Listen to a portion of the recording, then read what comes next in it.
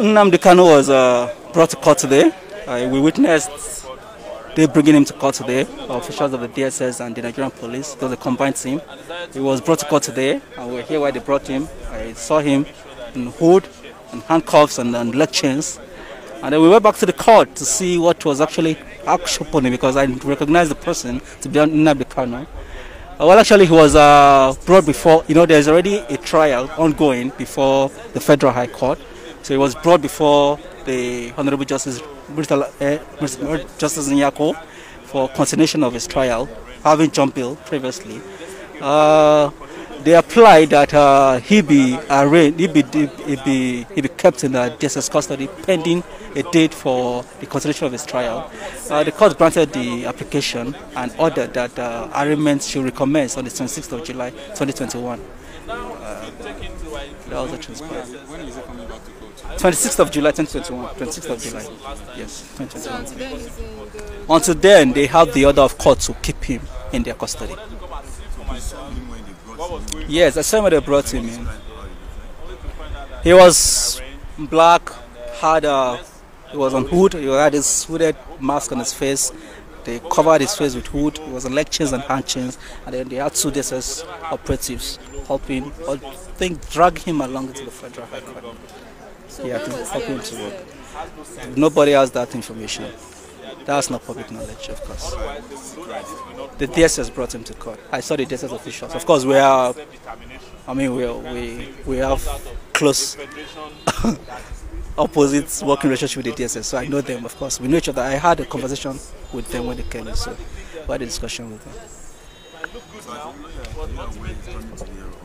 Nobody was aware. It was shrouded in secrecy. I learned the AGF granted an interview or a press conference where they informed the members of the media, of the press, the Fortran, that they've arrested Nnamdi Kanu and that he will be arraigned in court today. So there was a press conference to that effect. But while you guys were at the press conference, he was being brought to court for arraignment and for another to detain him.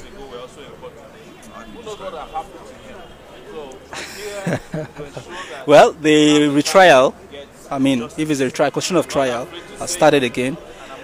We know that as far as we're concerned at this stage, Nnamdi Kanu is still presumed innocent until proven guilty.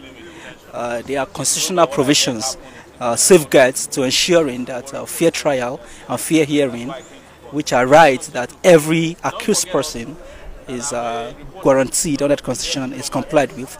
So we will keep our fingers crossed to see how this plays out. But we also watch the state to ensure that his right to fair hearing and fair trial are complied with. Good afternoon, everyone. My name is Professor Femi Olufumilade. I'm a professor of international relations and strategic studies with special interest in conflict and security studies.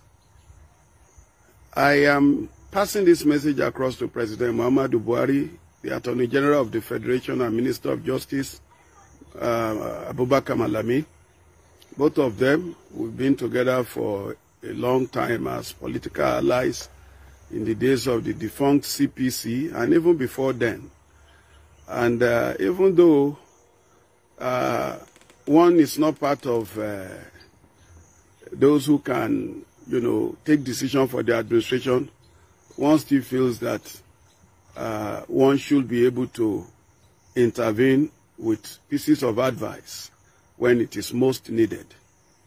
I want us not to view the arrest of Mazi Nnamdi Kanu, leaders of IPOB, as a thing to gloat or rejoice over, because I want to talk to you as an authority in conflict management, conflict resolution, conflict prevention now. And I'm putting on my cap of conflict prevention presently. The Mazi Nnamdi Kanu, who was taken to custody, who later jumped bail, and now lately arrested, is not the same Mazi Nnamdi Kanu of old. The Mazi Nnamdi Kanu in custody right now is one who embodies the hopes and aspirations of thousands, if not millions, of Igbo youths who are ready to follow him to any length. And we have seen how he's been able to magnetize them to himself.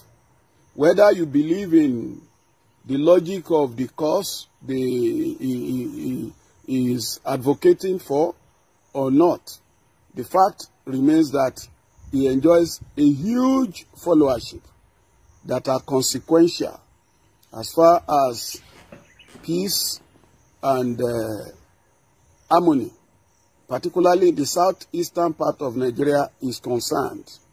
So I will want to plead with the authorities to be magnanimous in victory in quote, and to go beyond that to see how a window can be opened for dialogue,